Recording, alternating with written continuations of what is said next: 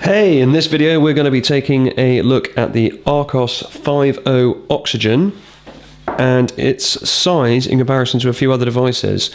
Now, it's not available on the market just yet. This video is being recorded in mid-December 2013. We're expecting it to go on sale early 2014.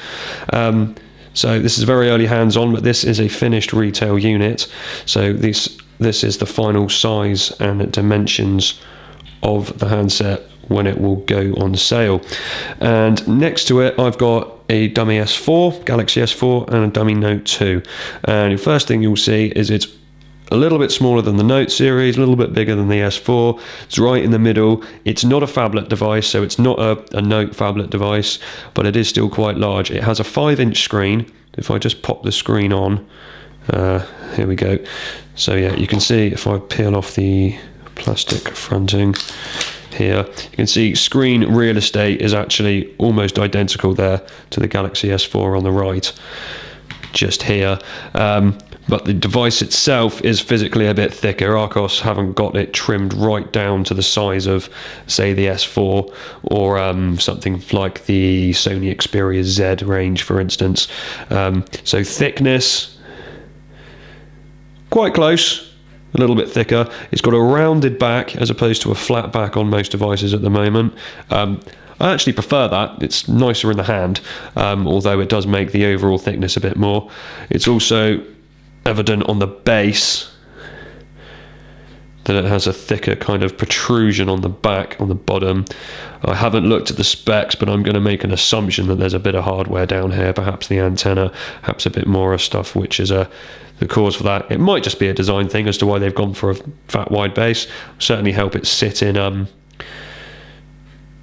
into docking stations a bit better.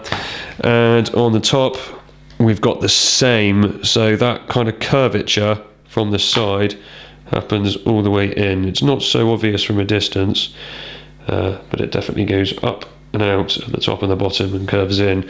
So possibly slightly designed, possibly hardware oriented as well, but it is thicker than the flagship devices you'll find from the major manufacturers.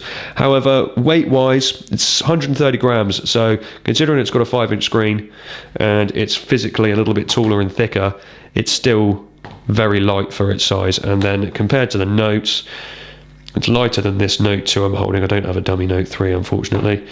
And again, thickness, you can see for yourself, similar in the width, the top and the bottom. Those protrusions make them stick out a bit more. Got an Xperia SP here as well for a mid-range handset, a slightly smaller device, but once again, thickness, top and bottom, is more here, about the same on the side.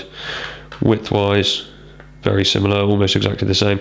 So there's not much they really could have done here, Archos, in terms of the design.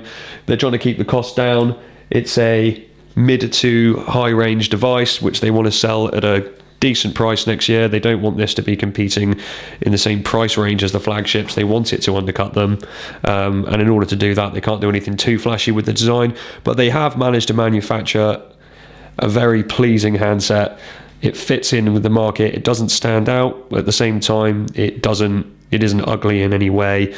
It's got decent bezel, decent top and bottom bezel, decent thickness, a nice grip in the hand. Overall, a success in design there.